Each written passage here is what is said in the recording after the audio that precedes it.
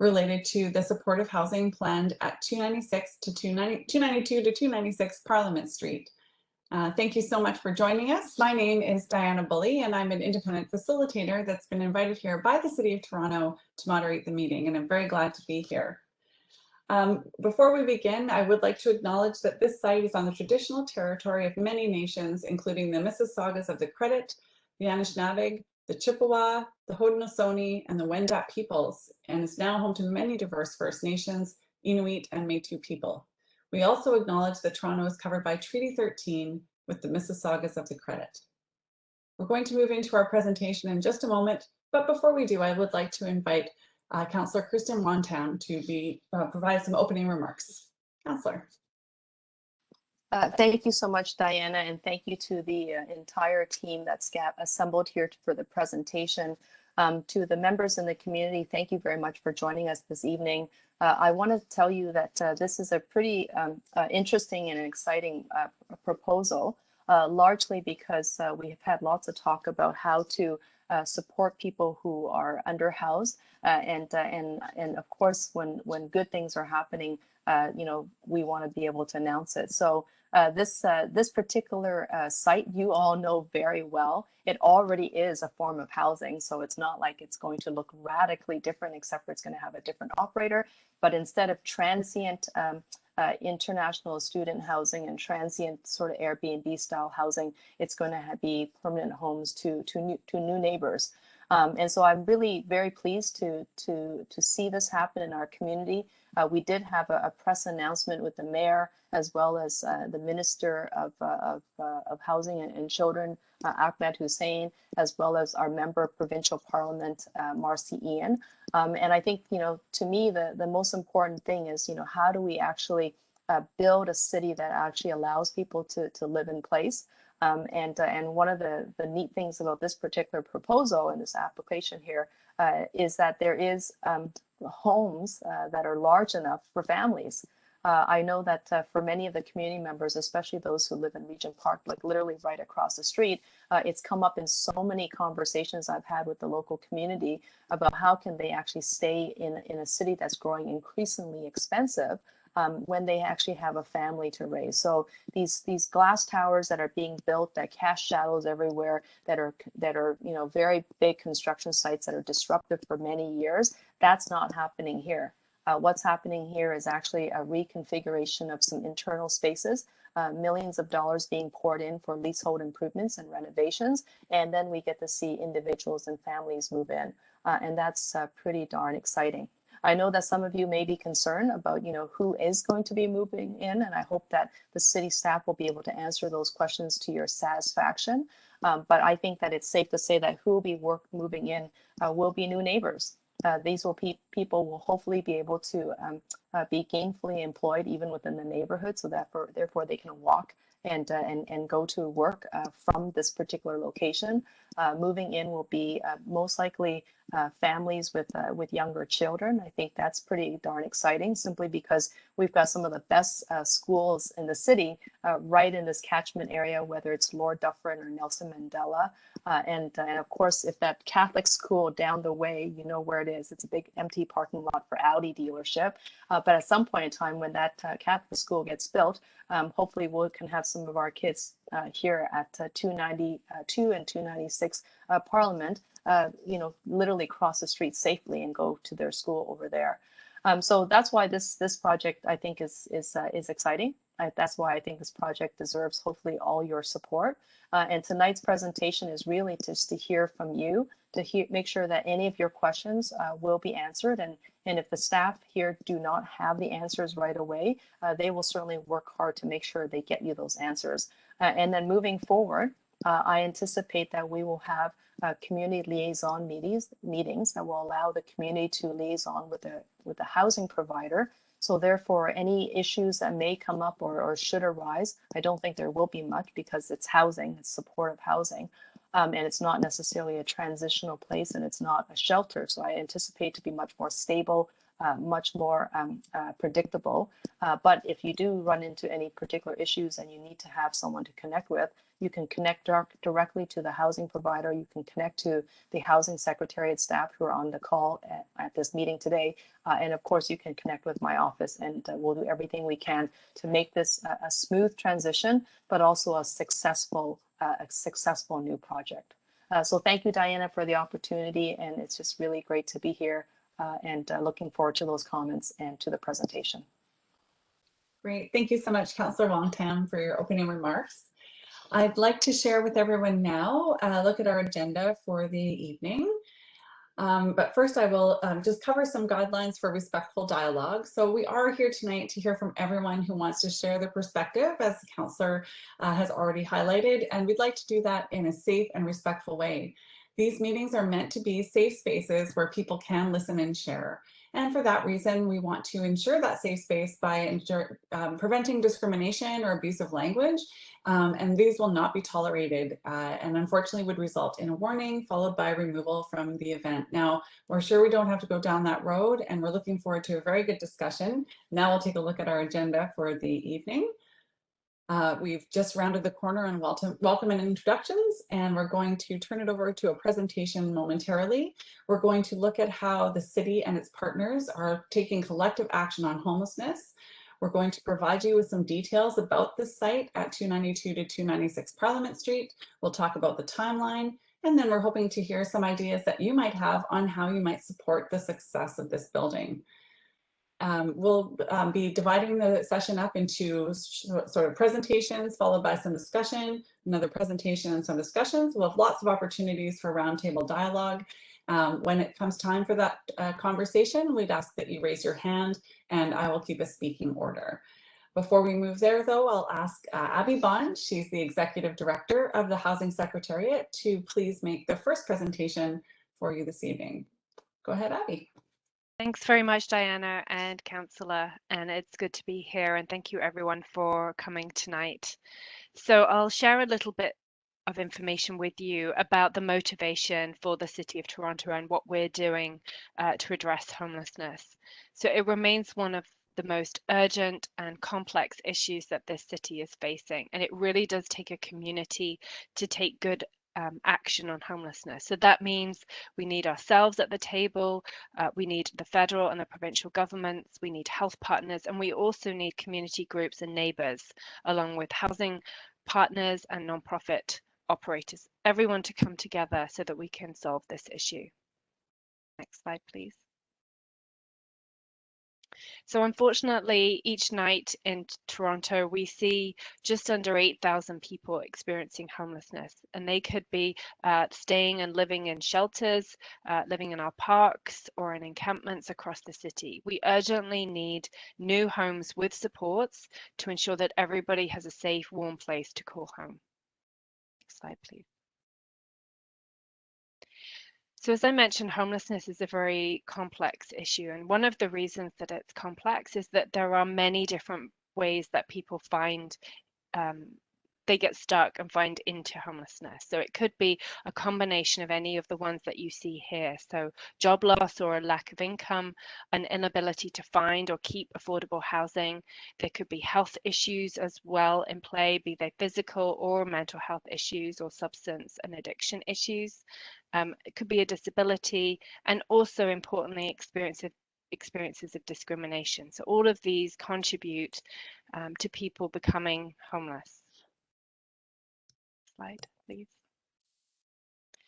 So from the City of Toronto's perspective, it's really important that we're able to take comprehensive action on this issue and providing homes and dignity and support people's well-being. We're doing that through our 10-year housing strategy, which has a number of initiatives, and this is one of those that we're bringing to you tonight. Next slide, please. So we see this is we see action being taken all across the City of Toronto right now on supportive housing. We have a target of 18,000 that we want to deliver over that 10-year period. And these are the 9 projects that you see all across the city. So a good geographical spread, bringing supportive housing to many, many communities. Next slide, please. So we're here tonight to talk to you about this building. This is 292 to 296 Parliament Street, and we recently purchased this building and are doing renovations work so that we can provide new homes with supports for about 24 people. So it's important to say that we'll be really focusing on people who really need this kind of housing. So that will include women, Indigenous residents, seniors, and other people who are experiencing or at risk of homelessness. Each of these will be 1 or 2 bedroom apartments, each with their own bathroom and kitchen. And the building also includes shared laundry and some other communal spaces for people to gather. Next slide, please. So as I mentioned, homelessness is a very complex issue. And what is really successful in bringing people out of homelessness is homes with supports or supportive housing. And one of the reasons why it's so successful is because all of the services that you see outlined on this slide come together uniquely and are wrapped around each individual. So we see people with permanent rental homes receiving mental health care, medical care, help accessing their income, laundry, maybe reconnection to family or friends, as well as life skills training, maybe meals on site as well, and also other healthcare supports like substance use as well. So it's really important that this is a wraparound, these are wraparound services that are really tailored for the individual. So how does supportive housing work? So we see these buildings, and really a big part of the success of this building will be getting a non-profit housing operator on board, one who has both professional building management experience, as well as who has the experience of managing customized supports and delivered to residents. So all of the residents who live here will have made a choice to live here, to pay rent, and who will be able to access the supports. So we're choosing an operator who we know will take care of the residents and the building and the property and how it's integrated into the community. Slide, please. So in order to make this a success, as I said, this is a big part of this is having the right operator on board, because they will be providing the 24/7 staffing on site. So we're looking for an operator who has a good track record in communication so that they have a strong relationship with the community, with the residents in the building, with the councillor's office, that they have experience of managing buildings like this in a supportive housing setting, as well as good communication and engagement with tenants. Plus, they have that range of experience with operating supports, ensuring that they're able to support the kinds of tenants that we want to live here, including marginalized and very vulnerable populations. Next slide, please. Okay, That's great. Thanks back so to much. you. Thank you. Thanks, Abby. So we're now going to turn it over to the group. And if there are any questions that you have, just a reminder to tap the raise hand button in the bottom right-hand side of your screen, or you can also press *3 if you're on the phone. And please just raise your hand with any questions that you might have, and we'll try to get some answers for you.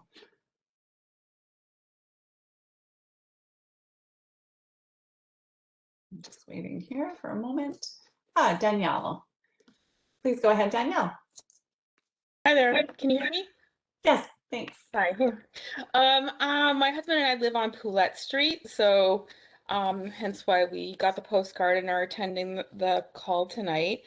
I guess I have kind of like a couple things I just want to say about this project, but also I just have a lot of logistical questions about how this building's going to be run and operated. So we've lived here for, I'd say, 11 years now. We used to live at Richmond and Sherbourne. And we kind of moved here to obviously get a bit of a bigger space, but we also saw the opportunity of things for development and whatnot. On Poulette Street, our little kind of, area between Shooter and Dundas and Parliament and Sherbourne, haven't really quite felt that things have changed or improved. So, Poulette Street as itself, we have rooming houses that back onto Poulette Street. We have, I think it's the parole office, Sound Times. We have St. Jude, there's Fire Council. there's Ohanis, there's the 425 Dundas affordable housing complex as well. So I totally believe in, I'm very pro housing. I know there's a definite need for this, but my concern is just, you know, oversaturation in our little kind of pocket area, and especially off of Poulette Street. I and my husband as well, we are constantly, I think, reporting to 311 and picking up garbage and reporting needles and whatnot. And so my concern here is that there's oversaturation, not only for us, but, obviously these tenants as well are going to be surrounded by, you know, these types of supported projects as well. But like, just seems like I'm worried there's gonna be another thing to kind of manage in our street and in our little community. So that's kind of just like a statement. And then I have a ton of like operational questions, and just logistical questions and aesthetic questions and that type of thing. Sure. Did you, Abby, want to speak to the first point at all, or would we like to go through to the logistical questions? Maybe I'll address the first part of the question. So I guess I'm hearing concern around oversaturation or too much social supportive housing in the area. Yeah.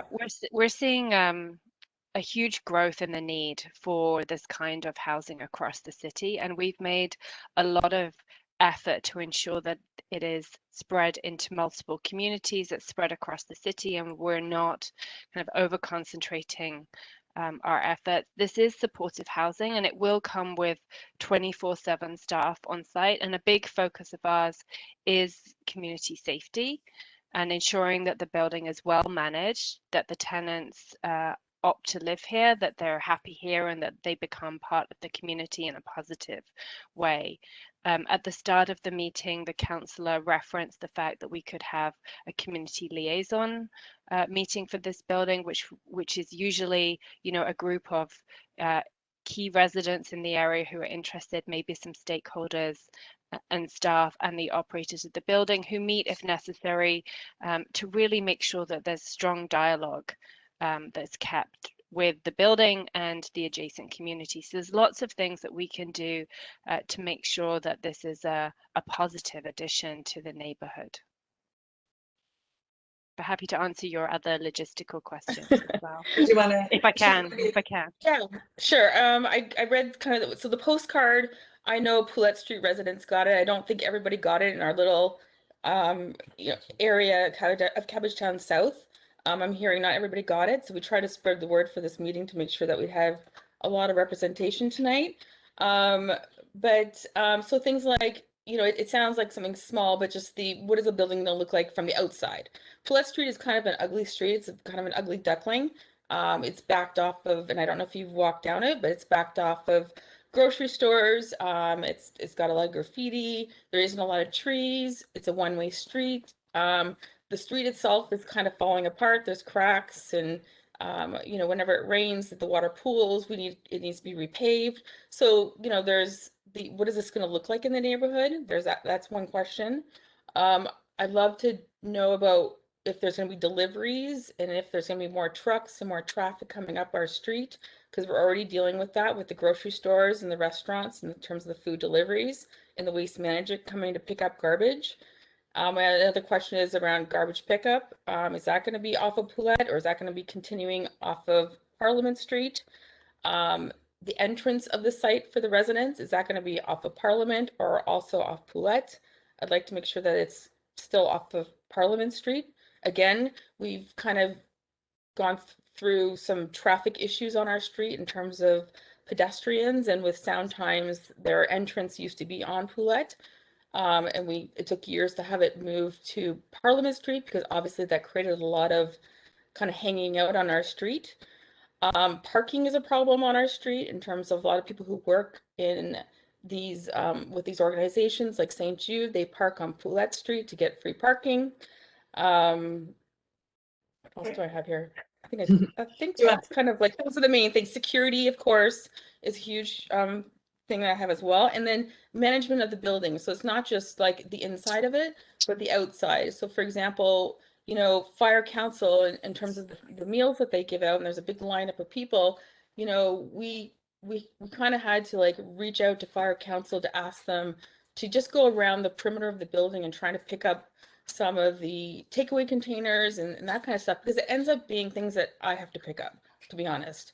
And so we did that, and we continue to do that. We reached out to 425 Dundas as well about cleaning up their parking lot. We've had to reach out to the management team to do that.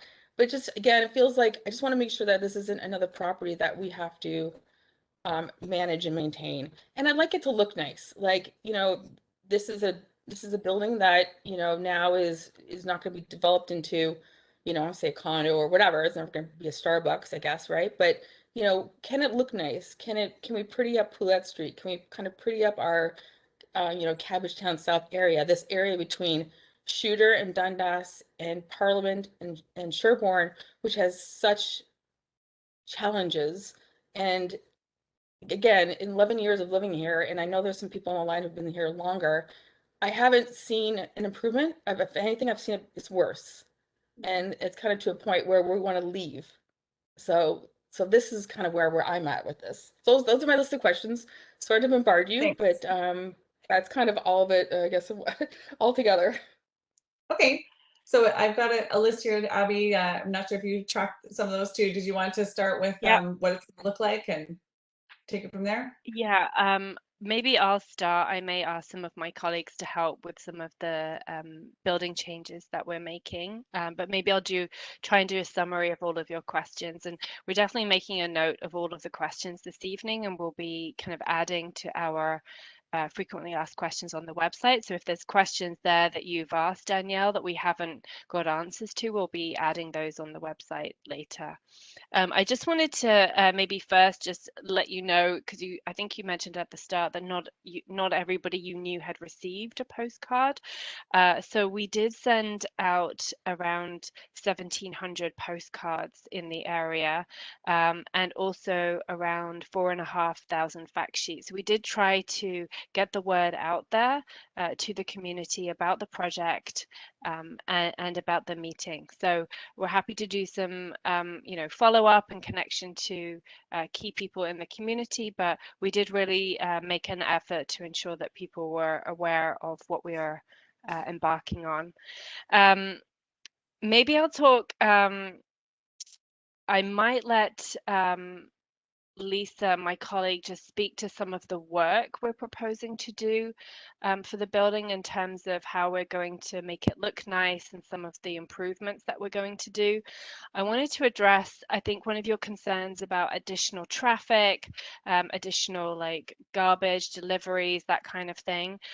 Previously, the building was a student's residence. That's our understanding. So we don't anticipate you seeing more traffic or having more logistical issues as a result. In fact, really none of the people that we will be making this housing available to have cars themselves, so that we're not thinking that we will need a lot of parking for residents, and not thinking that we'll need more kind of deliveries or garbage disposal than there was previously.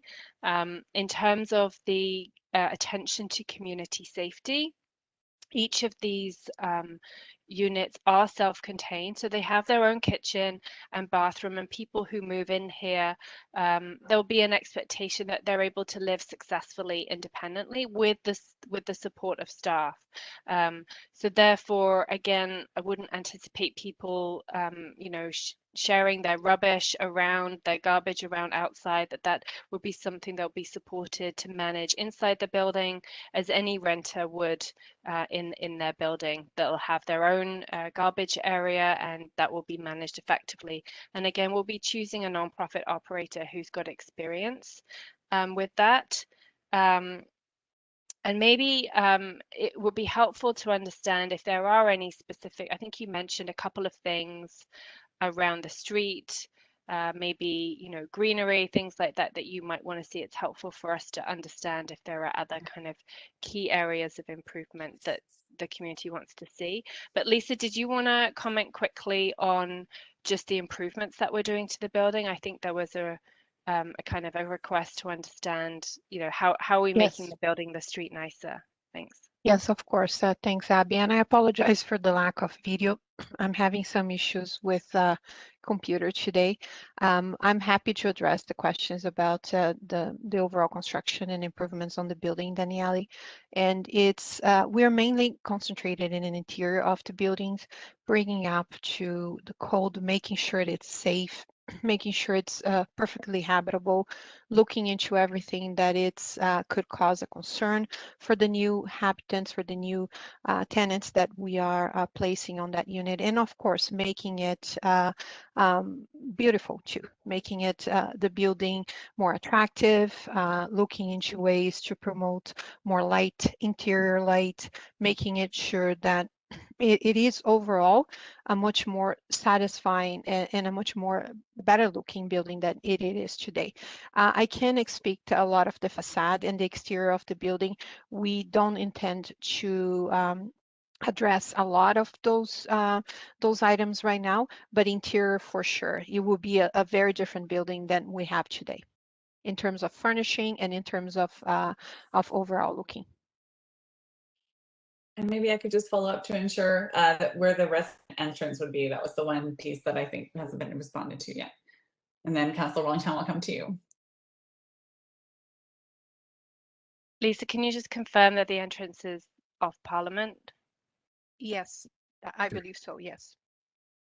Thanks. So I'm great. I'm happy that everything's going to be kind of remodeled inside, and I hope, you know, we want to have kind of like, you know, aspirational places for these people to live.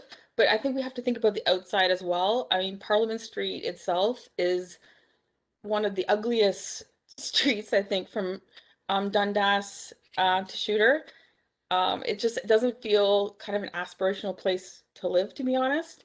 So I think we have to kind of think about the exterior as well, and just, you know, making sure that this feels like a home and not just kind of like lipstick on a pig, so to speak. Sorry. So I think so if we can just think about outside and in, I think that would be nice. But Poulette and Parliament, right? It's just, this could be, you know, if it's just gonna look the same as the outside, then there's no, you know, besides improving inside for the people who live there, I mean, the outside is just gonna look the same. And if you walk down Parliament Street between Dundas and Shooter, it's not very lovely. You go across the street, there's a little park, there's a little mini parkette that has tons of garbage, needles, benches that have had the seats taken off them because people are sleeping on them. You know, it's just not a positive place to kind of be, to be honest. I think there's a lot of opportunity to kind of improve that section and that whole area. But okay, Councillor Wellington, you wanted to add one thing there? Yeah, thank you, Diana. The one thing I wanted to add is that, Abby, because Danielle has raised what I believe is a very legitimate concern about making sure we have a good operator that doesn't care just about what's happening within those four walls, but also outside in the community. Can you build into the contract that they maintain the grounds outside, that they you know, do some proper sweeping, keep all the debris away? I know it seems like, you know, very common sense, but it should be part of a cleaning regimen, whoever the custodial staff will be. And because the building is being professionally managed and you have custodial staff, I can't imagine it being too difficult to just write that into the contract. And then the other thing, and I'm seeing you nod, so that sounds, I'm seeing that you have some agreement there. And I guess the other thing is that I know that the pandemic has made everything much more difficult. Like, trust me, I'm fielding the phone calls in my office, and I can't wait for things to even, you know, just ease up a little bit. We could all use a break and a little bit of beauty and a little bit of what I believe is neighborhood community peace. Interestingly enough, I think many of the service providers have reduced their capacity indoors. So a lot of the meals that would have normally been delivered inside have now come onto the street. So our parks, never mind anything else, but the volume of uneaten and perhaps, you know, discarded food is just everywhere. And so we're seeing way more of that than ever before. And I think that once, you know, the operations get back to some regular level of volume and capacity, everybody's going to be going back indoors because we're all told to go outside to eat, outside to exercise. And so all of that activity that normally goes indoors has been all outside. So I do think that's part of one of the reasons why, folks like Council Fire is not fully aware that their food is going everywhere. And I'm also happy to speak to them about that. But although it sounds like Danielle and the neighbors have taken care of it already. I just want to offer that because I know it's coming. The getting back to normal, going back indoors, getting back to work, and well, I'm already at work, but getting back inside, those services bring back in-house, it's happening. All right, thank you so much. We're going to Thank you. Thanks, Danielle. Sorry. Oh. Sorry, Diana. I just wanted to confirm as well. So that is an interesting point the councillor made about the food provision outside. I guess I also just wanted to confirm that this building, even if we are still in a pandemic situation, which I really hope we're not by the time we're ready to open this building and that we're into that new part of life, all of these units have their own kitchens and bathrooms inside. So the people will be supported to get food and do their own cooking. And really, these are just regular rental apartments like we would find elsewhere. So you're unlikely to see the same kind of impact from food deliveries. I just wanted to make that point. Thanks. Okay, let's go next to Candace. Candace, please go ahead with your question or your comment. Thank you. Can you hear me? We can. Okay, perfect. So I just wanted to clarify 2 items that were mentioned previously, and then pose my question. Sure. So the former residents of the building were classified as transient. And I think that's a misclassification because most of them were wealthy foreign students affiliated with English language schools. So they were quiet, they were clean, and they were great neighbors. So we don't want to pretend that they were transients when really they were very wealthy students who are just here for a wonderful Canadian experience. And that's our impression of the building in the past. Secondly, I do live on Berkeley Street and I never got a pamphlet or one of those postcards. And so I understand that there was a mail out, but for some reason, most neighbors didn't receive it. So that just, you should know that that effort was a little bit, it didn't work totally. So I had to hear about this via a neighborhood group who posted a copy of the postcard. And that was a little bit disappointing, which kind of leads to my one question. Why was there no community consultation this time? And one understands the pandemic as a reason, but we had a similar building on Milan and there was community consultation. So what is so different about this building and why? Sure. Abby, did you want to respond to that? Sure. Well, in terms of why this building and why we're coming to you today, the City of Toronto was received around $200 million of funding from the federal government towards the end of last year as part of the Rapid Housing Initiative. And the aim of that funding is to turn that investment very, very quickly into homes that we can open for residents. There is an extremely tight time frame around that. So we began really that work to identify opportunities for us to purchase and also to deliver on modular housing. And so the city embarked on an acquisition process, an attempt to find homes just like this that might be suitable for our Rapid Housing Initiative. And so as we're going through that process of identifying, finding and negotiating with owners, that is a process that we really have to do outside of the public domain. As we're about to make that investment of city and other public dollars, we don't want a situation where we end up having to pay more for an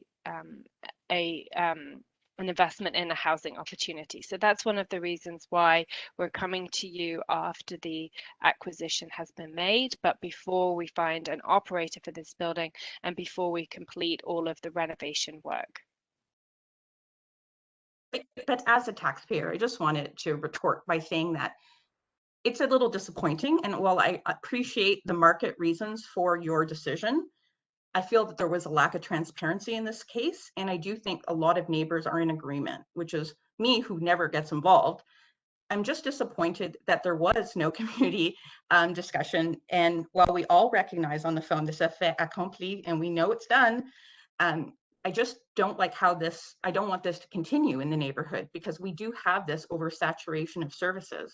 And if this is how the government is going to behave towards us as taxpayers, it's a little bit, well, no, it's disappointing. And I think a lot of people are on the call because we're just in shock that this could happen. And we're worried that this is going to be a new trend. So I would like you to address that if you don't mind. Councillor Sorry, Wong-Tam? I didn't. Oh, Yeah, I was just wondering if Councillor Wong-Tam, were you wanting to respond to that? Yes, I don't know if I can respond to all of it, but certainly to the comment that I made at the beginning of my remarks regarding the transiency of the occupants of the building. I just want to acknowledge that international students are usually in town between September to April. And so that's one of the nature of reasons for my comment about it being transient. So absolutely, it's not permanent housing for them. But this particular property was also listed on many of the short-term rental platforms with Airbnb and other places. So I just want to clarify that when I say transient, it certainly wasn't to take anything away from the students that were here that was calling it home for the 7 or 8 months while they were in the city, but not necessarily it's their permanent residence, and nor will it be the permanent residence for anybody who's coming into to the city as a visitor and using it as a short-term rental, which is what it was used for. But the residents who will be moving in will be here permanently, and I think that they'll be here as neighbors for the next 5, 10, 15 years, 20 years. We don't see a lot of turnover necessarily with respect to stable housing, and I know that the area does have a blend of cooperative housing, co-ownership housing, affordable housing, as well as market rentals, and of course million-dollar homes, and that's part of the mix. So I just offer that as an explanation for my comment around the transitional piece of my remarks. And I guess to the point of oversaturation, like, I have heard, and it's very difficult to answer this because I know it's been a very challenging time during the pandemic. I know I have struggled with the volume of calls that have come in, and so have the Toronto police. But when it comes to supportive housing, I just want to be really clear. This is not a shelter. It's not a respite. This is supportive housing. This is the housing that we are looking for on the continuum of housing from very expensive homes to social housing, which this is not. So it's not TCHC housing. It is housing that already exists in the neighborhood. And there are probably many operators of good supportive housing and nonprofit housing that we never hear a peep from. So therefore, I said to the staff at the very beginning, if this was going to happen, first of all, I don't want 500 units wedged into this space, because you don't need a Seton house. That's not what this is. This is 24 units. It's all contained in the building where you don't get to see any outside changes. Hopefully the facade will get a little bit better, and hopefully it'll be cleaner and we can green it up a bit. But it's 24 units, and they're large units, which is why I said this is a good thing, because they're not bachelors, they're not people wedged in like sardines, which is not very humane, but they're large enough that you can actually house a family where people can be expected to age in place. So they're not going to be part of a transient population, which I think has been part of our challenge in the neighborhood, people coming and going from all sorts of direction, and we not having the relationship with them.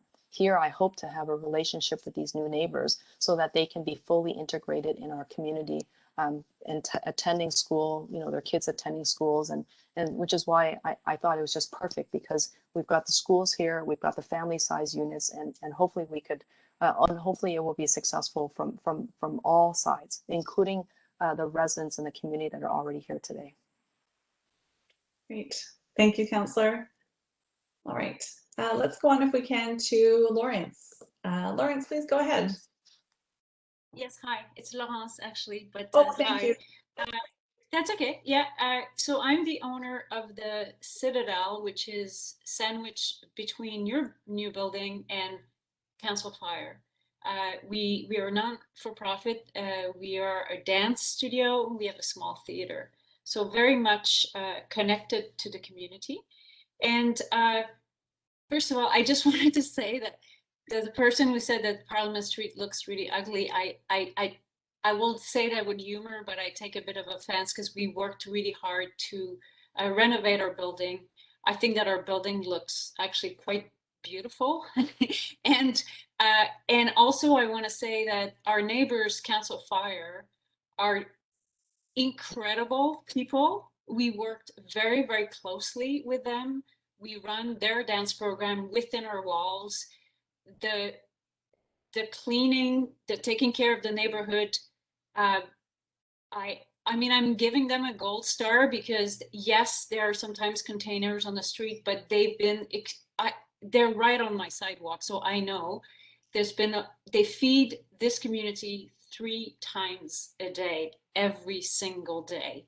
So I just want to say that I have no issue as far as I'm not concerned about this move. I'm actually glad that the city is finding ways to house people who are struggling and starving and desperate. I guess my little thing I want to add is that we have, as an owner of this building, we've worked really hard in maintaining the lane clean. Yes, it's true, there's needles, there's all sorts of things, but the previous owner at 292, it, it's become a place where people shoot up and use it as a toilet. So I'm really looking forward to the change specifically in the lane. Maybe it's with lighting, maybe it's with inspirational facade painting. Maybe it has to not be a place where people can shoot up, because we've had that problem. We fixed that problem by installing a bit of a gate and a stop, but um, that is the part that was not really um, uh, helping the community. I mean, we can't completely change the community, but certainly we can. There's a question of being clean. Like, there's people use it really. I'm sure you've seen it. It's a toilet. So that would be wonderful to improve that situation. I mean, yeah. And also, then we have a real strong connection with Council Fire. We provide free dance instruction. We have performances when we will be able to come back to it. Maybe there's a way to also connect with the new people living in this housing, that they can, it's not just about having an apartment, it's about being part of a community, and being part of a community is could be part of like an arts program or an arts program for their kids, and maybe they go see a dance show. And like, I know this sounds really idyllic, but I think it's important that it's not just about the room they live in, it's the art and the inspiration that we can feed them as well. So I would be lovely to work on that with you. Thank you so much, Laurence. And that is a bit of a precursor to our discussion that we're hoping to have a little bit later around how folks may see supporting the success of the building. So we have tracked what you said and captured what you said, and the city can reach out to you as well to see about opportunities moving forward. So thank you for those comments. Okay. Diana, can I just make sure that Laurence understood that we heard the comments about the lane, and we'll take a look at the lane behind and see if there's anything else that we can do about that. So we'll take that away. Thank you for those comments. Great, thank you. Let's go to our next caller, and that is Andre. Andre, please go ahead. Hello, can you hear me? Yes. Great. Hello, my name is Andre Berman. I'm a resident on Queen East, as well as a chair of a neighboring resident association. I won't go into too much about what other speakers have said about the concentration of services, shelters, and community housing. But it is a legitimate concern because even a cursory knowledge of the history of the downtown east, and one will find quickly that this area has long been a quarantine zone, that's my own words, of the city's social ills. And many of the communities in adjacent areas like Moss Park in particular have never recovered because of some very bad decisions made many decades ago, which the city has never yet really owned up to. But I won't get into that too much. What the main concern is the folks who are going to be living in this place, and let me just say, as a president of a resident association, I welcome anybody from anywhere into our community with open arms. However, those who are going to be housed here, as you point out, are likely very vulnerable members of society, perhaps coming off the streets, coming off mental health, perhaps addiction issues. This area is not safe for those particular people when you come into account that only blocks away is Dundas and Sherbourne, and Queen and Sherbourne, which, if you are any at all familiar with the area, is the epicenter of the city's opioid crisis. Not to mention, it's the assault capital of our city in terms of the numbers of the violence that happens there. There is a real apparent and active crime element there too, which goes after our city's most vulnerable members. And I know, working alongside the police on this issue, and they do their best, but it has not been forthcoming. I know we speak of residents' concerns, and perhaps that often translates into NIMBYism, and there's probably some legitimacy with that. But I think this is a real discredit to the people who are coming off the streets, because I know there is a housing shortage and we do need to address this. But the location of this, I am highly critical of, and not because it affects me as a resident, but more about the concerns of those living there and what they're going to be exposed with and confronted by those who prey on these people. So this is a comment, it's not much of a question. All right, thank you. Abby, did you want to respond to any of the comments there? Yes, and thank you, Andre. I think maybe I'll just say that the points you raise about the safety of the residents who will move here is an important one. We want this building to be a contribution, make a contribution towards community safety in this direct neighborhood and also into the lives of those residents. So it's really important to us that we build a safe community inside the building and that has positive interactions outside. So that is a strong aim, collective aim of the staff and the organizations who will become involved in this. And there are lots of ways that we can do that.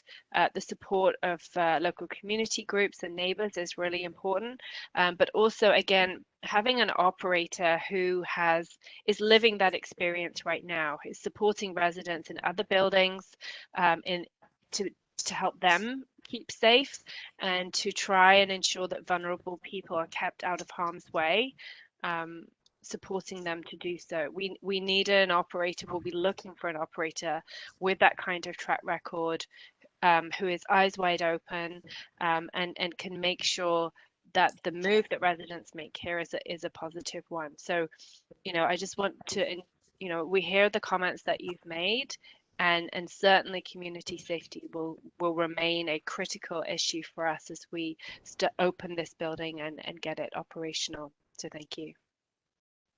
Thank you very much. So I think now what we'd like to do, Abby, is turn it back to you to deliver. I think the rest of the presentation at this point would be a good thing to do, and then we can come back to the group for some more conversation. Sure. Okay. All right. Well, maybe I'll just talk a little bit about the timeline. Here we are in June. We've done some community notification and outreach, and we're here on the 23rd at our community information session. From the time that we began the outreach, we've had a community liaison service that's available to receive community comments and questions, and we'll provide the information about that service again at the end of the session tonight. We've begun renovations on the homes and on the building that we're here to talk to you about. And we anticipate that this building will be ready for new residents to move in December of this year. Next slide, please. So just a few pictures of inside the building. As you can see, quite nice. These were students' residents previously, and we're doing kind of minor renovations in the building. Next slide, please. And some other photographs of the common area and also the rooftop and outdoor common area. So there is some work that has to be done on the building envelope and on the roof to make it watertight again. Next slide, please. I think we're going to move through this. Yeah, okay. So I just want, and we touched on this a bit with the last, the question that we were asked was, how can these homes with supports provided in your community help create a safer, more inclusive community for everyone? The City of Toronto strongly feels that building supportive housing, ensuring that people don't have to live in shelters or don't have to live out on the street, is a way that collectively we will improve community safety for everyone. Next slide, please.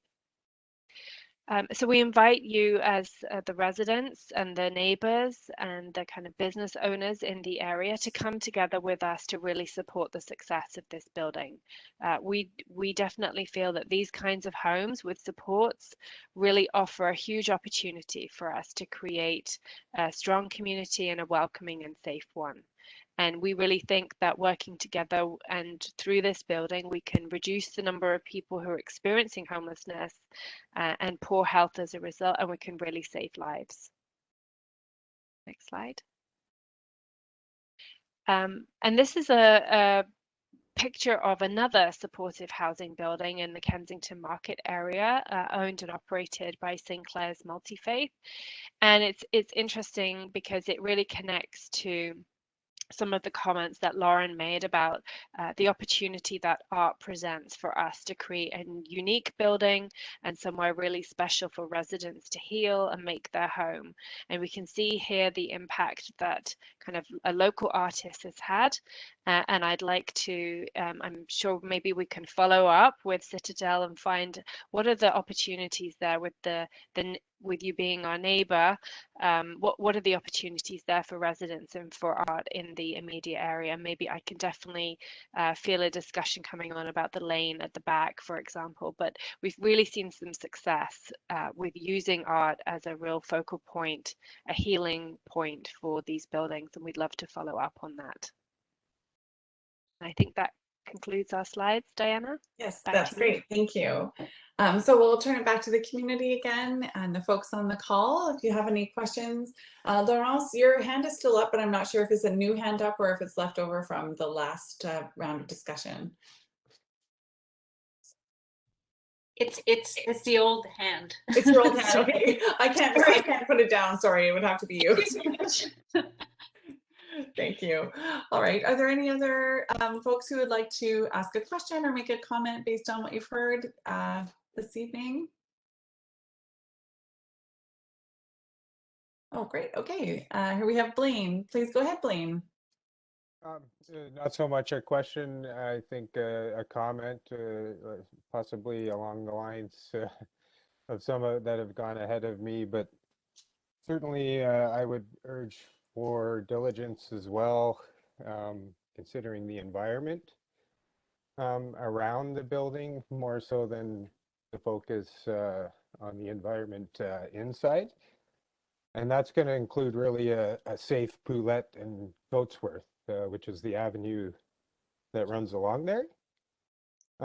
Because, we will, this is an area where we do have drug sales, sex work and consumption really all packed into that little area on the back side of those lanes and Poulette Street. And I think that's really going to be key to the success of a property like this, because as residents that live here, certainly it takes a certain amount of knowledge and just care for your safety to go about, some of those spots the right way and safely. Thank you very much, Blaine. Appreciate your comments. All right, let's go on to Peter. Peter, please go ahead.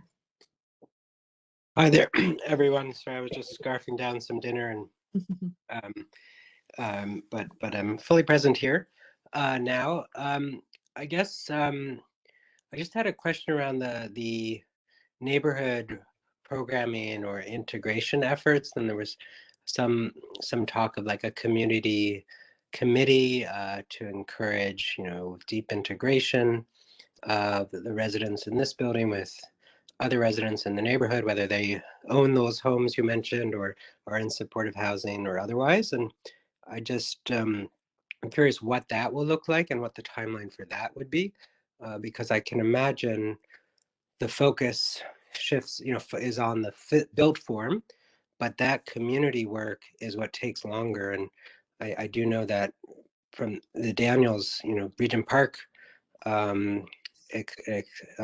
experience, weaving that community and forging those relationships preceded any construction. So just would love to hear more about that. And I'm also raising my hand as the a resident in the area with young family, to be part of that, to make sure those bridges are built, and that this building can be the net positive building for all of us who call this part of Toronto home. Thank you, Peter. Yeah. Thanks, Peter, for the question. It's great to have people who see themselves taking on that role. So we've seen a number of buildings in Toronto have community liaison committees that have been set up. Following the consultation, we often invite people to identify themselves if they're interested in joining, and we will get that set up prior to the building being occupied, and can work with the residents, people who put themselves forward, to make sure that there are both local residents, but maybe also representatives from other organizations and neighbors, so that we get a good spread. And it's really we set up a terms of reference, which include working in a positive way, making sure there's good dialogue, that there's responsibilities for kind of sharing information between the building and the residents. And through those discussions, really lots of opportunities emerge. And so we kind of set up the framework for that community liaison, but each of those committees take on a very unique identity and a unique focus, and are really driven by the local context and the people who are around the table. And so we would work with the councillor, her office, and make sure that we get that set up in a good way, and start to move forward and invite people to put themselves forward for that committee, and then see where that committee goes in terms of where it wants its focus to be. And often I would say, when we're not in a time of COVID, that committee is often front and center in being able to tour the building before it's occupied, and also to be able to maybe have a welcome meeting with residents, things like that. And we'll just have to play it by ear, obviously, in this time of COVID, but there's often a strong welcoming element to those discussions. Mm-hmm. Yeah, I appreciate that, and would welcome the follow-up, so that we can, as a neighborhood group and residents, be proactive, because it may be that in that action, in that forming of this liaison committee, we can jointly address some of the concerns around beautification or greenery, or ensure that the ways in which we build bridges are also addressing the street, the life on the street that we all share. Thank you. Thank you so much. All right. Are there any other questions or comments that anyone would like to pose here? Diana, I thought I saw Daniele's hand up again, but I don't see it now. So Yeah, maybe I think it was lowered. So, oh, there we are. You're back. Go ahead, Danielle. Hey there, it's not Danielle, it's Danielle's husband, Ryan here. Hi. Yeah, I just more of a comment. I just want to echo what's been said about. I think Councilor Wong Tam. First of all, I want to say thank you to Councilor Wong Tam for one of your staff members. I reached out with a specific issue, a 311 issue, yesterday, and he replied quite quickly to a concern I had. So I just wanted to give you that compliment about. The gentleman who had reached out to me, Jordan, about a specific issue. That was prompt service. So thank you for that. You can pass on my thanks to him as well. But you know, the only other thing I wanted to add is holistically, I think, and Peter made a mention to it, and a couple of other people mentioned it, that we have to think about. You know, it's Giuliani, and you can say about what you want about Giuliani, the mayor of New York, years ago, but he talked about the idea of a broken windows theory. When things look terrible, people will act terribly within that environment. And I think that we're all welcoming supportive housing environments, and we're already in this community where we have mixed income residents and so forth, and we're all very supportive. I think we wouldn't be here if we'd all live in Rosedale if we didn't feel that way. So we're okay and comfortable with that. But I think holistically we have to think about just anything outside of the building, or outside of our street, or outside of Berkeley, or outside of that street. So I think Councilor Wong Tam, if we could, maybe just think longer term about beautification efforts for the area in general. For example, I know that along Dundas, there were street planters put out, and I've reached out to the city about beautification efforts, and I just hope that maybe there's more ways we can proactively look at ways we can do things. Like the Lane is a great start. The dance studio, by the way, I'm sorry, I don't know your name that mentioned it. Your studio looks fabulous. Danielle was not talking about your studio. Your studio looks fabulous. It's just some of the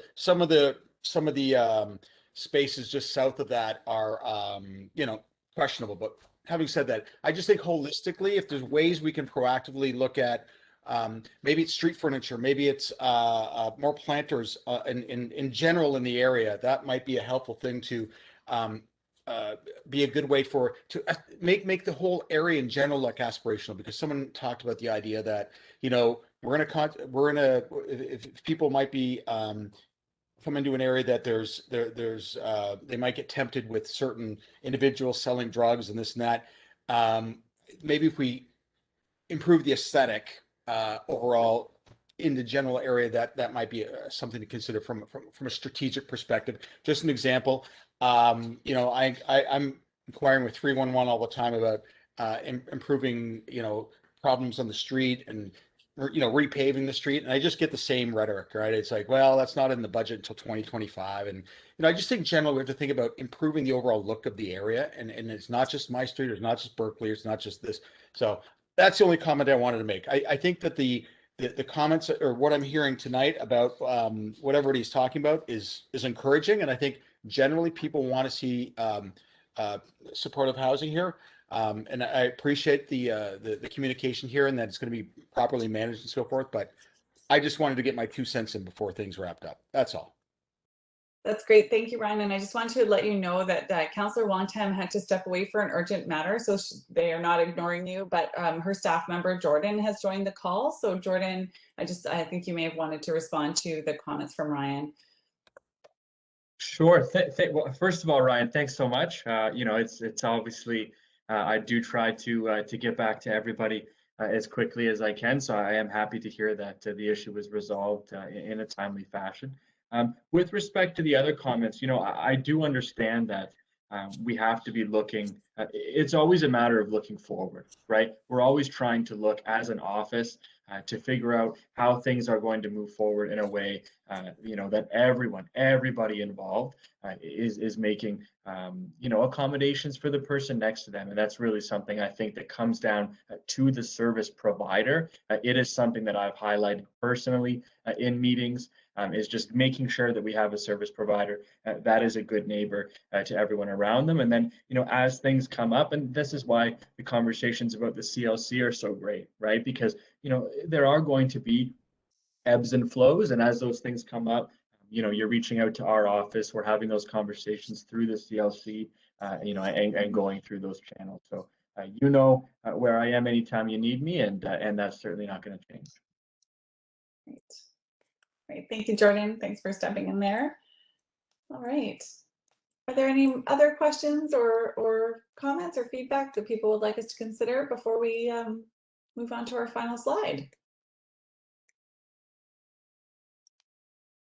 All right. Well, perhaps we could just see the final slide, and this is the address and phone number of the community liaison that we've been speaking about. So if there's something you think of following the meeting that you'd like to share, this is your bridge to the city and to the councillor's office. You can also reach the councillor directly, or Jordan, as it seems like some of you have already been able to do. So we welcome all folks to reach out, and please do not hesitate to send us your comments and questions. In that regard, I think we will close the meeting here, and I just really want to thank everybody for their time and attention this evening. Abby, thank you as well for your presentation, and for all the staff Thank you. who brought the meeting together, and thank you again to the participants. So we'll look forward to crossing paths again in the future. Good night, everybody.